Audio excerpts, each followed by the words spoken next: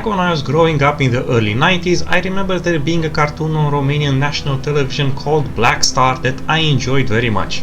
I don't remember any details about the show, however, I do remember the most important thing about it, and that is the fact that the main character rode a dragon. How cool is that, I thought. Wouldn't it be awesome to soar to the sky on a giant lizard, shooting fireballs and frying enemies to a crisp? Well, it seems like I wasn't the only one with that fantasy. I am being sarcastic, of course. Surely there are countless others out there who share the same fantasy, and in 1999 an American company by the name of Surreal Software put this very idea in video game form with a game called Drakan, Order of the Flame, exclusively for the PC. The publisher was Psygnosis, which was, in my opinion, one of the best companies that put out many of my favorite games from the 90s, which sadly went the way of the dodo sometime in 2003. I did not play Drakan at that time. I think that I encountered the 3DFX demo version at some point, but I obviously couldn't get it to run on my poor little S3 Trio. In fact, this is the first time that I've actually played it, and I must say that for the most part the game still holds up, no nostalgia goggles involved, although I do have a soft spot for games of that era, so I might be a little bit biased, but just a little. The story is quite simple. You play the role of Rynn, a hot and busty blue-eyed redhead who lives in a peaceful mountain village together with her younger brother Delon. In case there are any zoomers watching this video, yes, there was a time, a long time ago, when you could have attractive female characters in video games coming from Western game studios, and a Seattle-based one at that. So anyway, one day their peaceful village is attacked by the orcs. Delon is kidnapped, the village is burned down, and now Rynn finds herself on a quest to rescue her captive brother. She encounters the dying village elder who tells her of the legendary Order of the Flame, a group of dragon-riding knights, and of an ancient dragon named Arokh who still lives in a cave in the mountains surrounding the village. So the story isn't that enticing, but that's okay because you didn't come here for the gripping narrative. You are here to ride a dragon, and this is its main selling point, of course. I believe that this is the first game that let you ride a dragon in 3D, and for the most part it is a very satisfying experience. Arokh can shoot either fireballs or spit flame, though to be honest the fireballs are kind of weak. The flame breath has much shorter range but can almost instantly incinerate everything it touches. During the course of the adventure, Arokh can unlock other breath types such as poison, lightning or ice, though if I'm being honest, none of them even match the devastating power of his flame breath, especially since no enemy is immune to it. This is kind of disappointing, however in a certain way I think that it is also very fitting that the dragon's most powerful weapon is his flame breath. The flight controls are a bit janky, as you can see for yourselves from the footage.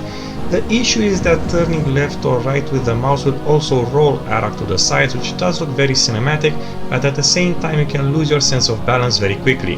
This becomes most apparent when fighting flying enemies. Still, a lot of effort was put into the flight model. For example, when ascending, the dragon flaps his wings harder and the movement is slowed down, whereas the more you descend, the more your speed increases and the dragon stops flapping his wings. I bring up these kinds of details because there is a game called Divinity 2, the Dragon Knight Saga, released in 2011 by Larian Studios, which allows you to transform into a dragon, but its flight model is not as detailed, and plus you can't even fight ground enemies when you are in dragon form. Drakan has a much more satisfying dragon combat in my opinion, despite being a decade older. In short, flying on Arokh is a bit janky but ultimately very satisfying. Unfortunately, flying takes up maybe 10% of the time. For the vast majority of the game you will be on foot, fighting ground enemies, exploring vast subterranean caverns, as well as doing a bit of platforming and puzzle solving. The ground combat is not so great. Rynn has access to a wide variety of weapons, each with their own damage, range, speed and durability, but the fighting model is not so well implemented. For example, you can't do combos or special moves, all you can do is swing your weapon. Also, while you can in theory block melee attacks, in reality blocking doesn't really do much for the player. On the other hand, enemies can and will often block your attacks, which means that melee combat usually devolves into circle straightening enemies trying to get behind them so you can stab them from behind. One thing that I've noticed is that circling them clockwise is much more effective than doing it counterclockwise, since they won't land as many hits on you this way. Then there is also the fact that some enemies are shorter than you, so you have to fight them crouched, which is very awkward to say the least. Like I said, there are many types of weapons, each with its own stats, however I find that the range is their best attribute. Just use longer weapons such as the Great Sword. Oh, and make sure to keep a couple of spares in your inventory because they tend to break after a while. Rynn can also use bows with different types of arrows such as poison or explosive, and they can dish out quite a bit of damage. In fact, if it weren't for the fact that ammo is quite limited and that bows tend to break very quickly, I would have definitely used bows instead of melee weapons. Rynn can also use armor and various potions and magic items. Health and life potions will be your most valuable items since your heroine isn't that sturdy even with her armor on. And invisibility potions help you get past those annoying group of enemies that you just can't be bothered to fight. Fire crystal dish out quite a bit of damage in a circle, and so running around aggroing several enemies at once in order to take them all out with a couple of blasts is always a good tactic. There are also ice crystals which create an ice barrier around you which has a small chance of freezing enemies when they hit you, but why the hell would you want to get hit by the enemies in the first place? Useless item. As I said, you will be exploring vast cavern complexes in this game. The layouts aren't overly complex, but if you have a bad sense of direction in real life, you will probably end up getting lost in this game. There is also some light platforming and puzzle solving to be done, but Rynn isn't Lara and Drakan isn't Tomb Raider, so don't expect anything too complex, although there were a couple of puzzles that I found clever. Thankfully, there are no endless block moving puzzles either. Once you've exited the cavern, you can either find Arokh where you left him or you can call him to you. Sometimes you can even enter a cavern with Arokh and you can wreak havoc inside, which makes for a very satisfying moment. The graphics are pretty average in my opinion, especially when compared to some other 3D action titles from that era.